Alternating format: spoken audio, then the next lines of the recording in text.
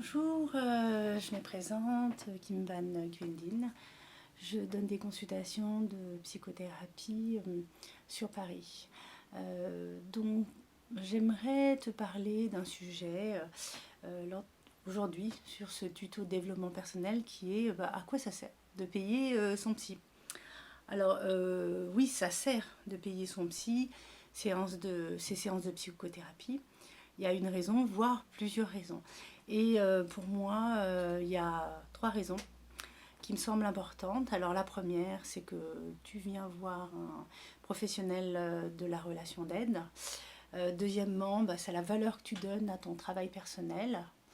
Et troisièmement, la relation qu'a un client avec son psychothérapeute ou son psychopraticien.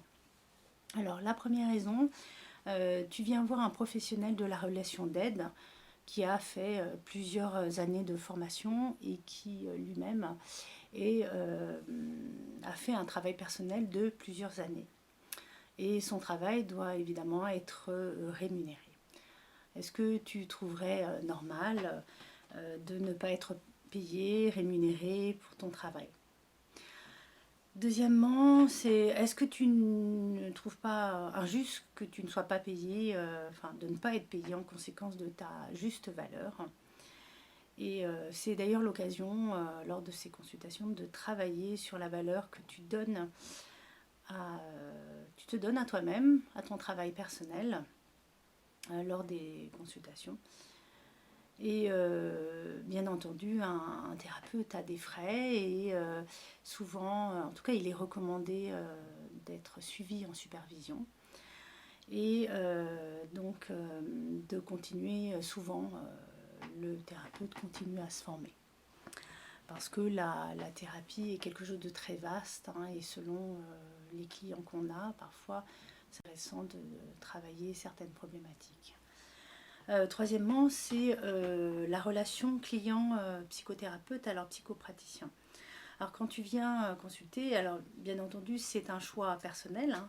En tout cas le travail personnel fonctionne si tu as fait ce choix en ton âme et conscience de venir consulter pour toi parce que tu considères que tu as un problème, tu as un mal-être, quelque chose que tu voudrais régler. Et tu voudrais aller vers un mieux-être, trouver le bonheur. Voilà, en tout cas, c'est souvent les raisons pour lesquelles on consulte en psychothérapie. Et donc, tu considères que tu n'es pas malade et tu es un client. Alors, moi, je dis bien le mot client pour les consultations de psychothérapie ou de coaching de vie. Parce que tu travailles pour aller vers l'autonomie et tu considères que tu n'es pas malade. Et de plus, quand tu payes, tu ne restes pas en dette par rapport aux praticiens. La relation qui est souvent ainsi, donc pas égale, peut être remise à niveau par le fait que tu viens en consultation, que quelqu'un t'écoute, soit en empathie avec toi, te guide et te montre le chemin pour pouvoir résoudre tes problèmes et toi tu payes la consultation. Voilà, ça marque aussi ton engagement dans le travail, le fait de payer les consultations. Alors là je voudrais faire un point sur la différence entre ce qu'on parle de psychothérapeute et de psychopraticien. Tous les deux pratiquent la psychothérapie. La formation n'est pas la même. Alors, en général, les psychothérapeutes sont soit des psychologues formés donc, à la faculté de psychologie et sont des psychologues cliniciens, soit ce sont des psychiatres, donc des médecins spécialisés en psychiatrie.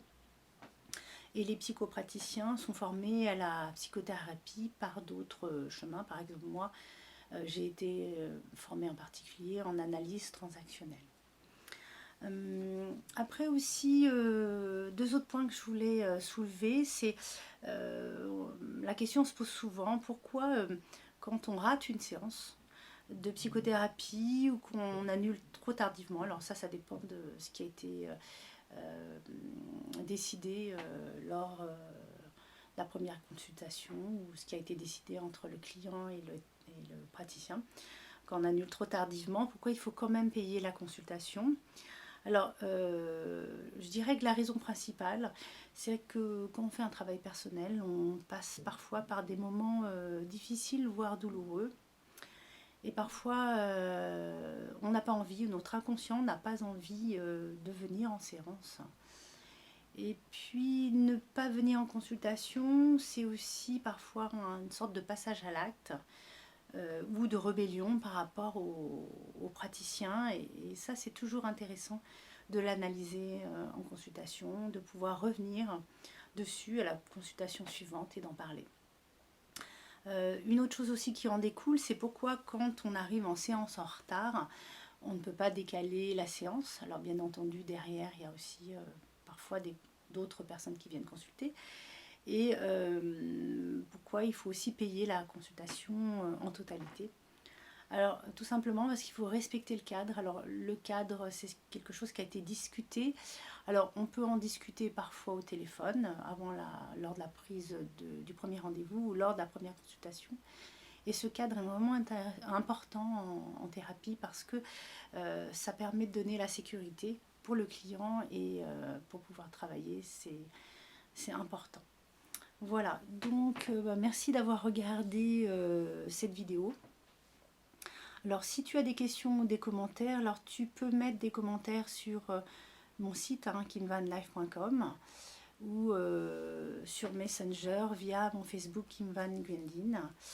Et donc si tu as besoin, si tu as envie de me voir en consultation, alors je suis sur Paris, les coordonnées sont également sur mon site kimvanlife.com. Et donc je te souhaite un beau chemin de vie et puis à bientôt pour d'autres vidéos de tutos en développement personnel. Merci.